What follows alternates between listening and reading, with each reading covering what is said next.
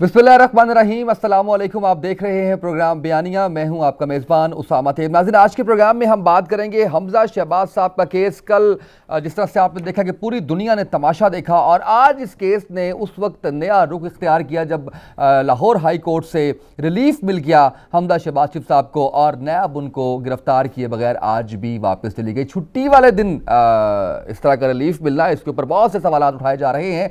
और इसके ऊपर वज़ीर आज़म इमरान खान साहब का ट्वीट बहुत मानी खेज़ है, जिसमें हदीस नबवी सल्लल्लाहु अलैहि वसल्लम का उन्होंने जिक्र किया है, जिसमें ये कहा कि आज से पहली जो कौमें तबाह हुई उनकी वजह अमीर और गरीब के लिए अलग कवानीन थे। इस पे शहबाज शरीफ साहब उन्होंने इसका जवाब दिया है, उसको भी हम आज के प्रोग्राम का हिस्सा बनाएंगे। लेकिन नैब के पास इंतहाई अहम सबूत मौजूद हैं, और आज के प्रोग्राम में इंतहाई सनसनीखेज इंकशाफात हम करने जा रहे हैं और आपको बताने जा रहे हैं कि वो सबूत क्या हैं और क्यों हमजा शहबाज साहब गिरफ्तारी से इतना डर रहे हैं और घबरा रहे हैं। और उसके साथ ही साथ फेक अकाउंट्स का मामला वो भी आपके सामने रखेंगे, और वादा माफ गवाह कैसे बन गए दो अफराद और उन्होंने क्या क्या इंकशाफात किए वो भी आज के प्रोग्राम में आपके सामने रखेंगे। और हाजिर सर्विस ब्यूरोक्रेट क्या कहते हैं हमजा शहबाज साहब के कारनामों के बारे में, ये तमाम अंदर की खबरें हमारे पास मौजूद हैं। जुल्फ़िकार राहत साहब सीनियर सहाफ़ी खबरें लेके आए हैं। Sir, thank you so much. ये बताइएगा सबसे पहले कि हमजा शहबाज साहब इतना गिरफ्तारी से क्यों घबरा रहे हैं? वो ऐसे कौन से ठोस सबूत हैं जो नैब के हाथ लगे? उसामा, इसका तो जिक्र करते हैं, और यकीनन आपने सही कहा कि बहुत से ठोस सबूत नैब के हाथ लग गए हैं, जिसकी वजह से ये रोना धोना आप देख रहे हैं, ये शाम गरीबा आप देख रहे हैं।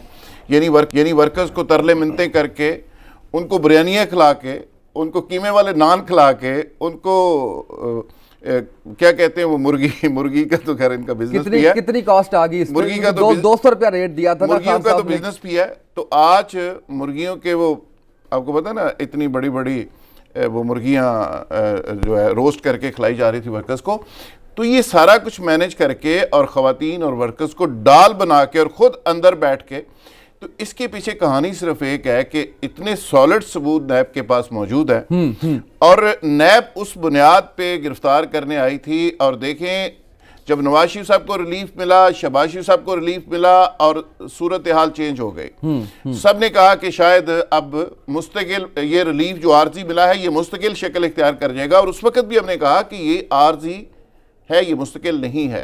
और इस तरह के झटके, ये रिलीफ भी इस तरह के झटके मिलते रहेंगे।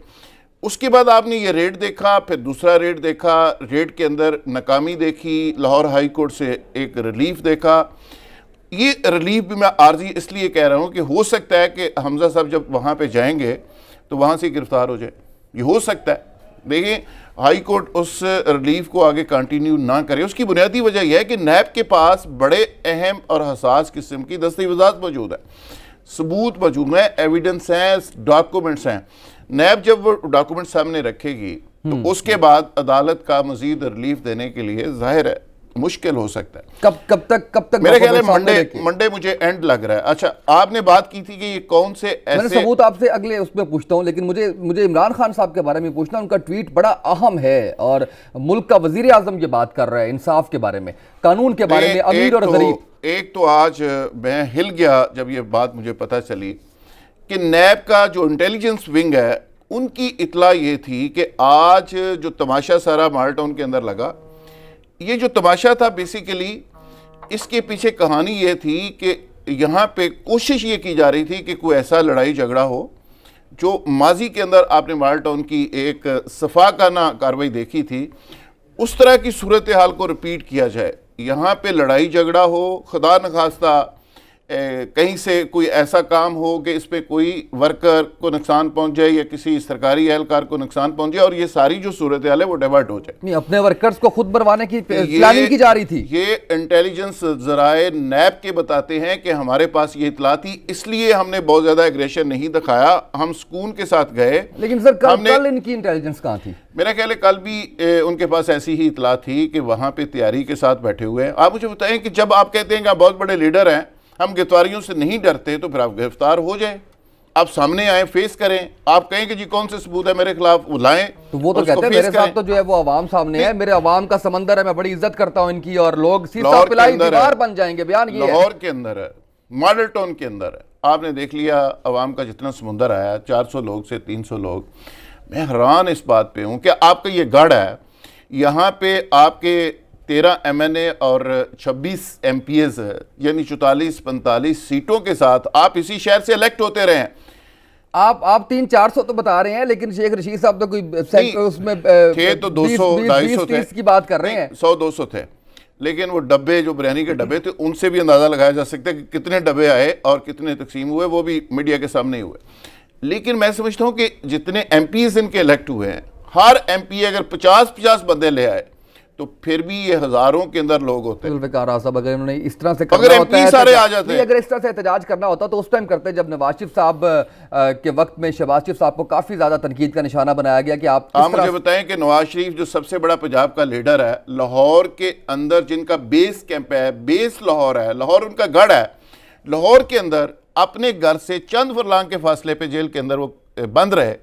और आपने देख लिया कोट लाखपत जेल के बाहर कितने लोग जाते हैं? क्या वजह है? क्या लोग आते नहीं हैं या ये खुद से जो है वो थोड़ा सा एक बैक स्टेप पे खड़े हुए हैं? मेरा ख्याल है कि जो पीपल्स पार्टी ने, जो नून लीग ने कनेक्ट रखा अपने वर्कर्स के साथ 5 साल इक़्तिदार के अंदर, आपने किसी वर्कर से पूछा नहीं, तंजीम आपने बनाई नहीं, दफ्तरों को आपने वो एक्टिव नहीं किया, तो उसके बाद आप तवक्को रखते हैं प्राइवेट लिमिटेड की तर्ज पे आपने अपने मुलाजमों से पार्टी को चलाने की कोशिश की, तो उसके बाद आप तवक्को रखते हैं कि वहाँ पे हज़ारों और लाखों लोग आएंगे और उमड़ आएंगे और उसके बाद आके आपके लिए लड़ेंगे और डंडे खाएंगे। ये चंद लोग थे जो कुछ बेनिफिशियरीज। मुखालिफिन तो ये दावा करते हैं कि 200 रुपया दे दें तो जितने मर्जी लोग मंगवा लें आप, और आप बिरयानी खिला दें और आप चिकन खिला दें तो आप देखें कि कितने लोग आ जाते हैं। बिरयानी चिकन तो आज कैमरों ने दिखा दी कि ये बिरयानी चिकन तकसीम किस तरह हो रही। अब लोग उस पर भी आना पसंद नहीं कर रहे, मेरे ख्याल उस पर भी नहीं आना पसंद कर रहे। और जो पीपल्स पार्टी की सियासत रह गई है वो तो मलक रियाज साहब के मुलाजम हैं 3-4 हज़ार बैरियर टाउन के,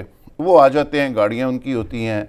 अभी ट्रेन मार्च के अंदर भी उनके 300-400 लोग थे और जो भी उनकी एक्टिविटी होती है वहाँ से 300-400 लोग आ जाते हैं। पीपल्स पार्टी और नून लीग की तो कहानी सिर्फ इतनी है। PTI के जलसों में लोग आ रहे हैं, अभी तक आ रहे हैं, शायद उनका रोमांस भी आने वाले वक्त में ख़त्म हो जाए, लेकिन अभी तक वो रोमांस किसी न किसी शक्ल में मौजूद है। इमरान खान को ये क्रेडिट जाता है कि वो क्राउड पुलर बहरल है, लेकिन वोट भी ले लिया, लेकिन नवाज शरीफ और जरदारी साहब, नून लीग और पीपल्स पार्टी, इसका मुझे नहीं लगता कि इस तरह लोग आके डंडे खाएंगे। और जो कभी मजाज पीपल्स पार्टी का माजी के अंदर हुआ करता था वो अब मुझे नजर नहीं आ रहा। सियासत खत्म होते देख रहे हैं आप शहबाज फैमिली की, जिस तरह से मामलात आ रहे हैं। मेरे ख्याल में इलेक्टेबल्स की सियासत तो इनकी रहेगी, लेकिन अवामी सतह पे जो करिश्मा पीपल्स पार्टी का कभी था या नवाज शरीफ के लिए लोग निकला करते थे, और खैर पहले भी बहुत ज़्यादा नहीं निकलते थे, इन पे भी हैं, लेकिन अब शायद वो उस तरह की सूरत हाल इसलिए नहीं है कि आपने कंप्रोमाइज़ किया, बार बार कंप्रोमाइज़ किया। पहले आपने कहा कि मैंने एग्रीमेंट नहीं किया, मैंने एनओआर नहीं लिया, फिर आप मान गए। अभी भी सारे लोग कहते हैं कि अंदर खाते आप तरले मिन्नतें कर रहे हैं। सारी चीज़ें अब वाजे होने शुरू हो गई हैं, सामने आना शुरू हो गई। लेकिन ये बताएं कि जब ये वोट को इज्जत दो की बात करते थे उस वक्त तो हम आवाम का एक समंदर देखा करते थे, और उस वक्त की क्या वजह थी जब ये कहा करते थे कि जी, और अपनी हुकूमत के अंदर भी ये बड़ी बात करते थे कि जी हमने आपको दिया, आपको नवाज दिया इस शहर के लिए, आज हमने आप पे मेहरबानी कर दी। उस वक्त क्या हुकूमत का करिश्मा था, इस वजह से लोग आते थे? और उसके बाद वोट को इज्जत दो, वो मामला क्या था? इक़्तिदार के अंदर ना, इक़्तिदार के अंदर चीज़ें और होती हैं, जब इक़्तिदार से आप बाहर होते हैं फिर चीज़ें और होती हैं। इक़्तिदार के अंदर आपके मुलाजम, प्रोटोकॉल, आपके वो हमनवा, चमचे कांटे, वो 2-4 हज़ार आ जाते हैं। जब इक़्तिदार से आप बाहर आते हैं ना, और अपने खर्चे के ऊपर फिर लोगों को लाना और निकालना बड़ा मुश्किल होता है। और आज उसामा में बात जो हम कर रहे हैं, हमारे पास बड़ी इंपॉर्टेंट आज मालूमात है, बड़ी सनसनीखेज इंकशाफात है, खासकर वो जो 2 अफराद वादा माफ गवाह बने हैं और उन्होंने क्या क्या इंकशाफात किए हैं वो भी हमने नाज़रीन के सामने रखना है। देखिए आज जो बात आपने जहां से आगाज किया था, स्टार्ट की थी कि आखिर क्या वजह है ये गिरफ्तारी से भाग क्यों रहे हैं। बुनियादी वजह ये है कि हमजा शहबाज साहब को पता चल गया है कि उनके खिलाफ बड़े सॉलिड सबूत हैं और वो सारे डॉक्यूमेंट नैब के पास आ गए। पहली बात तो ये है कि एक खौफनाक खबर शरीफ बरादरन के लिए यह है कि जो इनके मुलाजम गिरफ्तार हैं उन्होंने इब्तदाई इन्वेस्टिगेशन में वो राज उगल दिए हैं, वो नाम उगल दिए हैं, और उसकी एक लिस्ट बन गई है कि इनके कितने मुलाजम इस मनी लॉन्ड्रिंग के अंदर शामिल थे। उन सबकी लिस्ट बन गई है और सबके पीछे नैब लग गई है। ये सिर्फ इनको गिरफ्तार नहीं कर रही, सबके पीछे लग गई है। और दूसरी बात, इस सारे स्कैंडल का, जिसमें 200 अब तक फेक अकाउंट सामने आ गए हैं, जो नैब के पास पूरी दस्तावेजात मिल गई है बैंकों से, 200 फेक अकाउंट्स। अच्छा, उसमें इंटरेस्टिंग कहानी क्या है? हमने भी तो कल लातादाद अकाउंट्स आपने दिखाए, पूरा प्लान अच्छा, उनका। वो अलग बात है, वो तो अलग नूनली की यान अली है ना, जो कैरियर्स हैं, जो फैसिलिटेटर हैं, जो पैसे लेके जाते रहे, जो मनी लॉन्ड्रिंग करते रहे। इस पे शरीफ बरादरान, जो शहबाज शरीफ साहब की फैमिली है, तमाम खवातीनों हजरात इसके बेनिफिशरी हैं। ये एक ऐसी ट्रेल बनती है कि जिसमें तमाम लोग बेनिफिशरी हैं। मिसाल के तौर पे ये जो मुलाजिम गिरफ्तार हुए हैं, उन्होंने इतने सनसनीखेज इंकशाफ किए हैं और उन्होंने ये बताया है विद डॉक्यूमेंट्स एविडेंस, उन्होंने निशानदेही की है कि कहाँ से डॉलर्स आते थे, कहाँ से बैग आते थे, और हम ला के हमजा शहबाज साहब के अकाउंट में डालते थे, वहाँ से सलमान साहब के अकाउंट में चले जाते थे, और वहाँ से शहबाज शरीफ साहब के अकाउंट में जाते थे। और आप हैरान इस बात पे होंगे कि कैश किस किस बंदे से किस किस सूरत में, किस किस शक्ल में मिलता था, वो भी निशानदेही हो गई है। कैसे पॉसिबल हुआ? जुल्फ़िकार साहब, 2 अफराद वादा माफ गवाह बन गए, इनके तोते जिनमें जान है, अब उनको तो बड़ा प्रोटेक्ट करते हैं। उन्होंने नैब से दोनों अफराद जो गिरफ्तार है, उन्होंने ये रिक्वेस्ट की है, उन्होंने मुबैना तौर पे ये रिक्वेस्ट कर दी है नैब को। अब नैब के ऊपर डिपेंड करता है कि वो उनको वादा माफ गवाह बनाते हैं या नहीं बनाते। दोनों ने कह दिया कि हमें वादा माफ गवाह बना लिया जाए, और ये इनके लिए एक बिजली बन के शरीफ बरादरान के ऊपर ये खबर इसलिए गिरी है, और इनके नॉलेज में आ गया है, इनके नैब के अंदर भी सोर्स हैं, और वहाँ से पता चल गया है कि ये जो दोनों हजरात हैं वो वादा माफ गवाह बन रहे हैं, और उन्होंने विल शो कर दी है, रिटर्न तक लिख के दे दिया। अब नैब देख रही है, कानूनी हवाले से देख रही है कि इनको वादा माफ गवाह बनाना है, नहीं बनाना, कब बनाना है, और उसको लेके आगे कैसे चलना है। और वादा माफ गवाह ऑलमोस्ट वो बन गया। लेकिन आप ये नहीं समझते, जब वो बन जाते हैं तो उसके बाद केस मजबूत हो जाएगा। ये 200 फेक अकाउंट्स जो आए हैं, जहां से ट्रांजैक्शंस हुई हैं, उसमें सलमान शहबाज के खिलाफ भी चीज़ें साबित हो रही हैं, मियाँ शहबाज शरीफ साहब के खिलाफ भी साबित हो रही हैं, तहमीना दुरानी साहबा के खिलाफ भी साबित हो रही हैं, उसकी पूरी फैमिली के खिलाफ ये एक ट्री पूरी बन रही है। वो भी तो जो करोड़ों के गिफ्ट दिए हैं शहबाज शरीफ साहब ने अपनी बीवियों को। लेकिन सवाल मेरा एक था आपकी बात से ही, आपने बात की, आपने कहा कि जी इनके नैब के अंदर भी सोर्सेज मौजूद हैं, तो ये किस हद तक खतरनाक है? ये आप देखिए सारे मामले से सारी चीजें इनको मिलती है सिस्टम के अंदर। अभी तक इनकी पेनिट्रेशन है। आपके ख्याल में अभी इमरान खान साहब ने जो बेबसी का एक अपना ट्वीट किया है, यार प्राइम मिनिस्टर ऑफ पाकिस्तान है, चीफ एग्जीक्यूटिव है इस मुल्क के, वो इतनी बेबसी का एक ट्वीट कर रहे हैं, एक तरह से तंज कर रहे हैं, चीफ एग्जीक्यूटिव ऑफ पाकिस्तान, तो वो क्या निशानदेही कर रहे हैं? इदारे तो आजाद है ना, ये वो अदारों के ऊपर उन्होंने सवालिया निशान लगा दिया है। Chief executive of the Pakistan जब ये बात करता है तो वो एक निशानदेही कर रहा है और उसके ऊपर सवालिया निशान लगा रहा है कि ये क्या हो रहा है, और एक तरह से उसने अदारों की क्रेडिबिलिटी के ऊपर प्राइम मिनिस्टर ऑफ पाकिस्तान ने सवाल उठा दिया। हम ज्यादा बात नहीं कर सकते अदलिया के ऊपर, आपको भी पता है। लेकिन ये जो फेक अकाउंट्स की हम बात कर रहे हैं, ये इतनी अलार्मिंग सूरत हाल है उसामा, एक ऐसे वक्त में कि जब पाकिस्तान को आप ग्रे लिस्ट के अंदर डाला गया है, उसके बाद ब्लैक लिस्ट में डालने की बात हो रही है। ये मनी लॉन्ड्रिंग के इतने बड़े केसेस सामने आए हैं, में जो खौफनाक बात है, जो सबसे इंपॉर्टेंट बात इसमें सामने आई, अगर खौफनाक बात अगर आप मेरी रिक्वेस्ट पे रोक लें, ब्रेक पे जाना है, ब्रेक से वापस आए तो मैं चाहता हूं कि ये खौफ हमारे नाज़रीन को जरूर बताएं, क्योंकि इंकशाफात का सिलसिला अभी रुका नहीं है और बड़े हैरान कुन इंकशाफात मौजूद हैं। आपकी इजाज़त से अगर मैं ब्रेक की तरफ जाऊँ, एक शॉर्ट ब्रेक, नाज़रीन हमारे साथ रहिएगा। वापस आएंगे तो जो खौफनाक इंकशाफात करना चाह रहे हैं जुल्फ़िकार आज़ाद साहब, वो आपके सामने रखेंगे।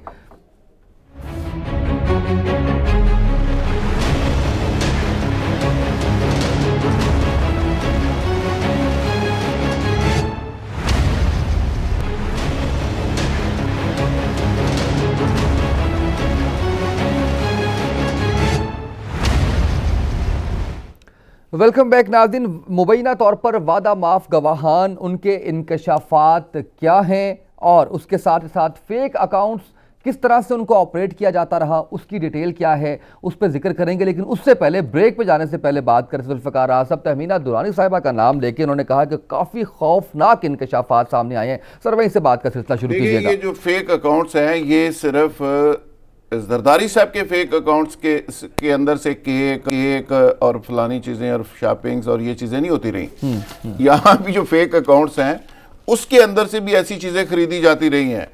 मिसाल के तौर पे तहमीना दुरानी साहब का जो घर टेक्सला के मुकाम पे इस्लामाबाद से कुछ आगे 4 सदे की चूंकि रहायशी हैं जी, तो उन्होंने एक बड़े सेहत अफजा मकाम का इंतखाब किया और वहाँ पे उनका एक महल बना है। तो ज़राए ये भी इंकशाफ कर रहे हैं कि इन फेक अकाउंट्स के अंदर से वहाँ भी पैसा ट्रांसफ़र हुआ है। और ये फेक अकाउंट्स जो है, ये 200 जो फेक अकाउंट्स अभी तक बैंकों से निशानदेही हो चुकी है, जिनके डॉक्यूमेंट्स हमारे पास मौजूद हैं, ये जो 200 फेक अकाउंट्स हैं, इसकी पूरी शरीफ फैमिली बेनिफिशरी है। यानी शहबाज शरीफ साहब हमेशा टीवी पे आके कहते हैं कि एक देले की करप्शन अल्हम्दुलिल्लाह ने की, और वही गर्दान जो है वो हमजा शहबाज साहब दोहराते हैं और सलमान साहब भी वही बात करते हैं। तो अब पूरी फैमिली इसकी बेनिफिशरी है। मैं ख़वातीन का नाम बार बार नहीं लेना चाहता, हमारा ये मिजाज नहीं है, लेकिन पूरी फैमिली की एक ट्री बन रही है, अकाउंट्स के अंदर डिटेल सारी आ रही है और तमाम लोग उसके अंदर मुलव्वस है। और इंटरेस्टिंग बात क्या है, इंटरेस्टिंग बात यह है कि जिनके आईडीज़ कार्ड इस्तेमाल किए गए हैं, जिन लोगों के जिनको इस्तेमाल किया गया है मनी लॉन्ड्रिंग के लिए, उसमें कई लोग ऐसे हैं कि जिनके शनाख्ती कार्ड तो हैं लेकिन उन्होंने कभी बैरून मुल्क ट्रैवल नहीं किया, कई के पासपोर्ट तो हैं, वो कभी बाहर गए ही नहीं। और इससे भी बड़ी बात, इससे भी बड़ी खौफनाक बात यह है कि ये जो एलीट क्लब है, ये जो माफियाज हैं पाकिस्तान के अंदर जो पिछले चंद सालों में बने हैं, ये इसी तरह की कानून साजी का सहारा लेते हैं। ये इसहाक डार साहब ने एक कानून बनाया था कि आपके पास अगर मुल्क के बाहर पैसा है और वो पैसा टीटी के जरिए पाकिस्तान आप वापस लाते हैं तो उससे आपसे क्वेश्चन नहीं किया जा सकता। ये जितनी मनी लॉन्ड्रिंग हुई है, ये इसहाक डार साहब के बनाए हुए उस कानून के मुताबिक यहाँ से पैसा मनी लॉन्ड्रिंग के तौर पे बाहर गया, फेक अकाउंट इस्तेमाल किए गए, ये सारे फेक लोग इस्तेमाल किए गए। ये 200 अकाउंट तो अभी तक सामने आ गए। छोटा यहाँ से पैसा बाहर गया, सवाल ले लें और उधर से पैसा इधर आ गया टीटी लग के, और जिनके नामों पे आ रहा है वो मुल्क से नहीं गए कभी। और ये इंटेलेक्ट जो है वो था इसहाक डार साहब का। अच्छा, मुझे एक सवाल मुझे ये बता दें कि ये शहबाज शरीफ साहब जो हैं वो नुसरत शहबाज और तहमीना दुरानी, इनके नाम पे सिर्फ जायदादें बनाते रहे या तोहफातन उनको दी हैं? बहुत सारी चीज़ें, बहुत से खौफनाक इंकशाफ हैं। ये आने वाले दिनों में हम सारे डॉक्यूमेंट सामने लेके आएंगे और बहुत सारे लोगों को गिला होगा। अभी भी बहुत सारे सोशल मीडिया के ऊपर रोजाना की बुनियाद पे हमारे साथ मोहब्बत करते हैं, हौसला अफजाई कर रहे हैं, लेकिन जो सच है वो हम कहते रहेंगे। नैब के जराए दावा कर रहे हैं कि 5 बिलियंस के 5 अरब रुपए के टोटल उनके पास पूरा ट्रेल मौजूद है।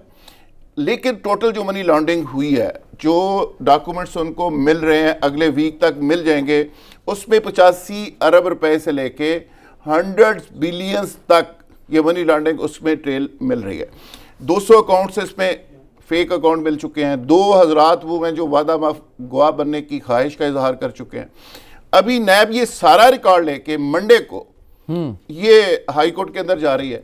जब ये सारा प्लंदा वहाँ पे जाएगा तो उसके बाद सिचुएशन क्या होगी। आज तो हमजा साहब ने बहुत सारे लोगों को डाल बना के, जैसे फवाद चौधरी साहब ने कहा कि ख़वातीनों हज़रात को डाल बना लिया और चिकन वहाँ खिलाया और कीमे वाले नान खिलाए, लेकिन हाई कोर्ट के अंदर भी वो ऐसे जलाल के साथ ही जाएंगे। ये हमारी बदकिस्मती है इस मुल्क की कि हाई कोर्ट के अंदर भी साहब ऐसे करके जाएंगे, वापस नहीं आएंगे, वहीं से गिरफ्तार होंगे। आपने ये कहा फतह करके, जैसे कश्मीर फतह करके तशरीफ लाए, ऐसे करके जाएंगे और वहाँ पे। अच्छा, अब जो सिचुएशन बन रही है वो इसमें ये बन रही है कि एक तो तहमीना दुरानी साहबा का इसमें साबित हो गया कि उनको भी जो पैसे ट्रांसफ़र हुए हैं वो इससे ट्रांसफ़र हुए हैं। फिर और फैमिली के बहुत सारे लोग हैं जिनको पैसे ट्रांसफ़र हुए हैं। और इसमें जो अलार्मिंग बात है, एक हाजिर सर्विस ब्यूरोक्रेट आज ट्वीट करता है, डीएमजी का एक सीनियर अफसर, मैं उसका नाम नहीं ले रहा, ट्वीट मौजूद है, जिसने देखना है वो देख ले। वो ट्वीट के अंदर ये कह रहे हैं कि हमजा शहबाज शरीफ साहब, जब बात होती है ना कि हमजा साहब के पास पैसे कहाँ से आते रहे, तो वो ट्वीट हमारी स्क्रीन के ऊपर मौजूद है, नाज़रीन उसको देख सकते हैं। तो उसमें वो कहते हैं कि मसूफ सर, मैं देख रहा हूं वो नाम चल गया उनका हमारी स्क्रीन पे, जिसको आप छुपाना चाह रहे थे। बड़े हमारे प्यारे दोस्त हैं और बड़े क्रेडिबल हैं, बड़े क्रेडिबल वो ऑफिसर हैं और बड़े ऑनेस्ट और बड़े ज़बरदस्त ऑफिसर हैं, जिन्होंने कभी किसी से कोई इस तरह की वो क्या कहते हैं फेवर नहीं ली। और इन्होंने पूरे 10 साल अल्लाह के फजल से अपने इक़्तिदार में उनको बिल्कुल खुडे लाइन लगा के रखा है और उनकी ऑनेस्टी की वजह से। खैर, हर ऑनेस्ट ऑफिसर के साथ इन्होंने यही किया है। तो उन्होंने आज सच बोली थी है और ये बड़ी जुर्रत की है उन्होंने। हम उनको खराज तहसीन पेश करते हैं। उन्होंने ये कहा है कि पोस्टिंग ट्रांसफ़र में हमजा साहब कितना पैसा लेते रहे और कैसे लेते रहे। और एक ये भी एक बड़ी ज़ाहिर है, एक बड़ी ब्रेकिंग न्यूज़ है व्यूअर्स के लिए। एक और बात मैं बताता चलूँ कि जो सरवर साहब जो मौजूदा गवर्नर हैं, उनके कोई अजीज़ थे, उन्होंने हमजा साहब के पास भेजे, तो बकौल उनके चोई साहब के बकौल उनके कि हमजा साहब ने उससे भी पैसे मांग लिए।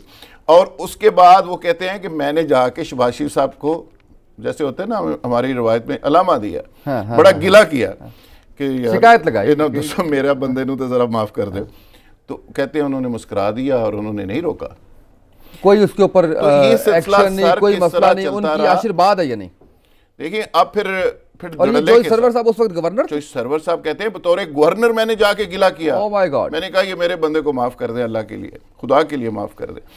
अब ये मुझे बताएं कि हाजिर सर्विस अफसर ये कह रहे हैं, गवर्नर ये कह रहा है, बाकी लोग ये कह रहे हैं, और उसके बाद ये कहते हैं कि एक देला साबित कर दें और अल्हम्दुलिल्लाह अल्हम्दुलिल्लाह एक देले की कभी करप्शन नहीं की। हाँ, देले की तो आपने नहीं की, आपने तो 200 400 500 अरब रुपए की होगी, देले की तो बिल्कुल नहीं की। अच्छा, मुझे देले से आपका बनता क्या? मुझे जुल्फ़िकार साहब ब्रेक पे जाना, लेकिन वापस आके ये पूछना है कि आप बार बार शहबाज खानदान की बात करते हैं। अब आपने ब्रेक से वापस आके मुझे ये बताना है कि आइंदा ज़्यादा मुश्किलात किसके लिए हो रही हैं, नवाज खानदान के लिए या शहबाज खानदान के लिए, और आपस में कौन कितना खुश हो रहा है। एक शॉर्ट ब्रेक, हमारे साथ रहिए।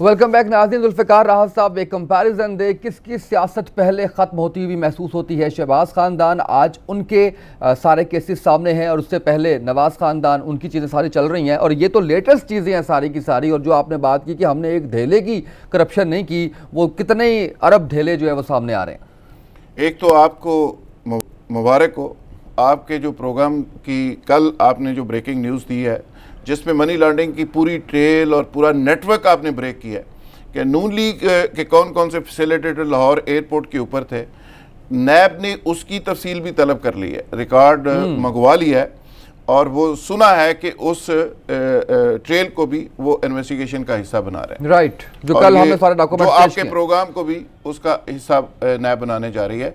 और ये तौफीक भट्ट साहब जो थे माजी के अंदर, ये जिस तरह गिरफ्तार हुए, और कुछ ही देर के बाद एक टेलीफोन आया जी, और वो प्राइम मिनिस्टर हाउस से टेलीफोन आया, और उसके बाद उसको छोड़ दिया गया, ऐसे करके छोड़ दिया गया। और 15 किलो सोना और करोड़ों रुपए और मनी लॉन्ड्रिंग और जितना बड़ा ये हमारे पास मौजूद है, तो उसको भी नैब एक नए एंगल से ये मनी लॉन्ड्रिंग के केस का हिस्सा बना रही है। दूसरा, नैब ने भी ये सवाल नहीं किया कि ये 96H जो घर था ये किसके नाम था पहले, और ये घर इनके नाम मुंतकिल कैसे हुआ। इसकी एक बम प्रूफ दीवार बनी है बाहर 1 करोड़ 10 लाख में, या थोड़ी सी ऊपर नीचे हो सकती है, वो किस ठेकेदार ने बनाई थी, उसको पेमेंट बाद में कैसे हुई, और जो पैसे उस बेचारे ने मांगे तो SP मॉडल टाउन ने उस ठेकेदार को उसके खिलाफ पर्चा काटने की धमकियाँ कैसे एक नया केस दे रहे हैं ना, पर्चा काटने की धमकियाँ कैसे दी, और फिर CCPO एक बेचारे ने उसकी सिफारिश की और SP को कहा कि आप ये क्यों कर रहे हो, तो उसने कहा बड़े साहब का हुक्म है, तो कीर शाह साहब का हुक्म है। सही है। तो उसके बाद उस CCPO को घर बेच दिया गया। ये अभी नया बातें ये नहीं पूछ रही, ये अलग कहानी है, कहानियां हैं, कई कहानियां हैं। कानून अजहर सदीक साहब हमारे साथ मौजूद हैं, आपकी इजाजत से। अजहर सदीक साहब बहुत शुक्रिया, आपने वक्त दिया प्रोग्राम के लिए। आपने ट्वीट पढ़ा होगा वज़ीर आज़म साहब का, वो भी निज़ाम कानून के ऊपर आज बहुत बड़ा सवाल उठा रहे हैं। सुप्रीम कोर्ट और हाई कोर्ट से हमने देखा कैसे रिलीफ मिला। क्या समझते हैं, कानून की नज़र में सब बराबर होने चाहिए, क्या कानून से हटके कुछ हुआ है इस मामले में? बहुत शुक्रिया उसामा और जुल्फ़िकार राहत साहब। आज मेरा ख्याल है 24-25 साल हो गए हैं इस दस की स्याही में, और मैं हैरान हो रहा हूँ, मेरे पास बाखुदा इतने फोन आए हैं, और मैं इब्तिदा करने लगा हूँ कि इस वक्त लाहौर हाई कोर्ट के चीफ जस्टिस के नाम है सरदार शमीम साहब। आपको जरा पुराना ले जा रहा हूँ, मैं गाजिया के केस में रेफरी जज थे। अब मैं और कुछ नहीं कहना चाहता, ये तारीखी बात है, और पहले मैं ले जाता हूँ वो तो सोशल मीडिया तो खैर भरा हुआ है। अजहर सदीक साहब, हमारी तो जुबान जाहिर है, हम तो अदलिया के खिलाफ जाहिर है, आपको पता है, बात नहीं कर सकते। आप वकील हैं और आप इसका लीवरेज ले लेते हैं, लेकिन और बात कर रहा हूँ साहब, जरा समझना है आपने, मॉडल टाउन का वाकया जो है, एक फुल बेंच तश्कील दिया गया चीफ जस्टिस साहब ने। मैं चीजें पूछ रहा हूँ उनसे, जो सस्पेंड हुई है JIT, वो फुल बेंच जो है वो एक हवाई फुल बेंच है, यानी अब डिवीजन बेंच ने भेजा ही नहीं था फुल बेंच बनने के लिए, वो फुल बेंच तश्कील दे दिया गया कागजों के अंदर ही, कानून में उसकी कोई गुंजाइश नहीं है। मैंने सवाल उठाए हैं। अब मैं आ रहा हूँ असल बात की तरफ, जो समझना जरूरी है। पिछले दिनों मेरी 2-3 जमानतें प्रोटेक्टिव बेलें नहीं दी हाईकोर्ट ने। पता क्यों नहीं दी? उन्होंने कहा कि 496, 97, में तरमीम हो चुकी है, मुलजिम का कोर्ट के सामने सरेंडर करना जरूरी है। ये ज्यादा तकलीफ तो आज हमजा साहब ने सरेंडर किया है ना, हमजा साहब ने दूर से घर से ही सरेंडर कर दिया। वो हवाई सरेंडर किया मॉडल टाउन एच से। आई एम सॉरी, वो मैं समझ पाया शायद कोई ये कानूनी पोजीशन रख रही है कि सरेंडर करना जरूरी है।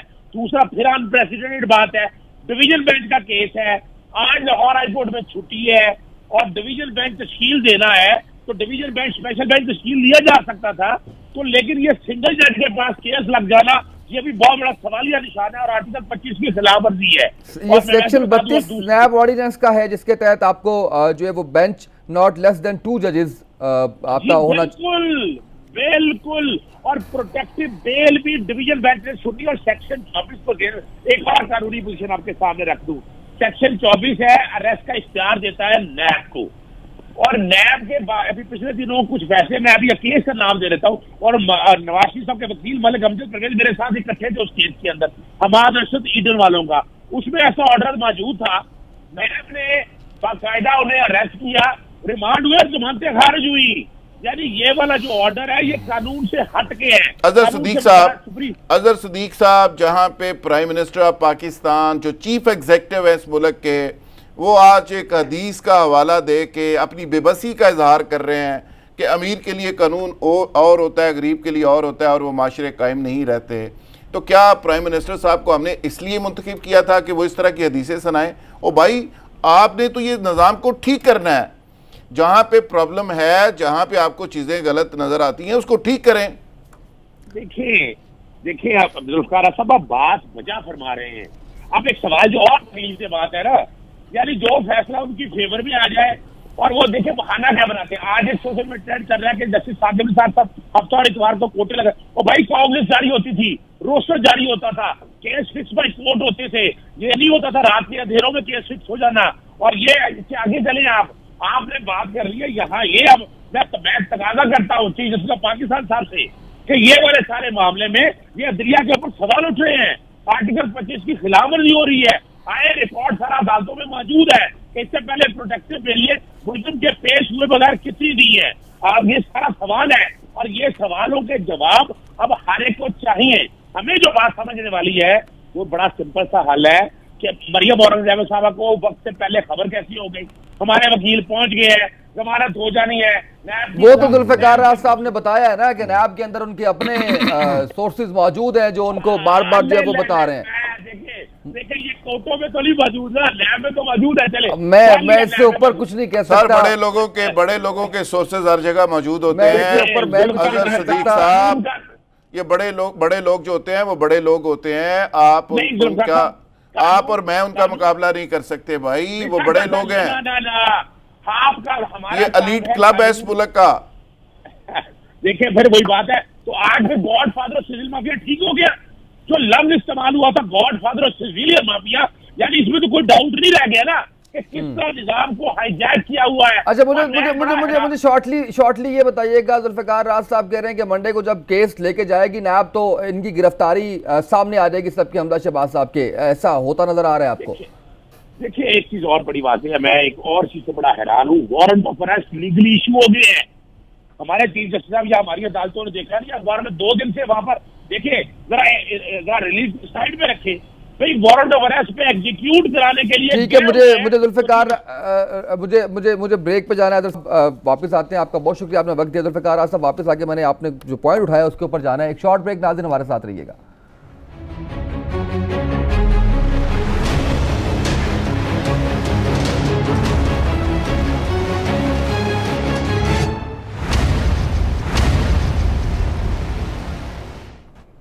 वेलकम बैक नाज़रीन। जुल्फ़िकार राज साहब, मुझे ये बताइए, ब्रेक पे जाने से पहले आप कह रहे थे कि हम इतनी बेबसी नहीं देखना चाहते वज़ीर आज़म साहब की। सर, इदारे आज़ाद हैं, कैसे हुकूमत अपना क्या रोल प्ले कर सकती है इन सारे मामलात के अंदर? इसी की तो हम बात करते थे कि इदारों को आज़ाद होना चाहिए और हुकूमतों को इंटरफेयर नहीं करना चाहिए। देखिए, इमरान खान साहब को मैंडेट ही इसी चीज़ का मिला है कि वो करप्ट लोगों को पकड़ेंगे, इस गले सड़े निज़ाम को तब्दील करेंगे, इंसाफ का निज़ाम तब्दील करेंगे, वो स्पीडी ट्रायल लेके आएंगे, लोगों को उनके स्टेप डोर के ऊपर इंसाफ मिलेगा, लोगों को इज्जत मिलेगी, रिस्पेक्ट मिलेगी।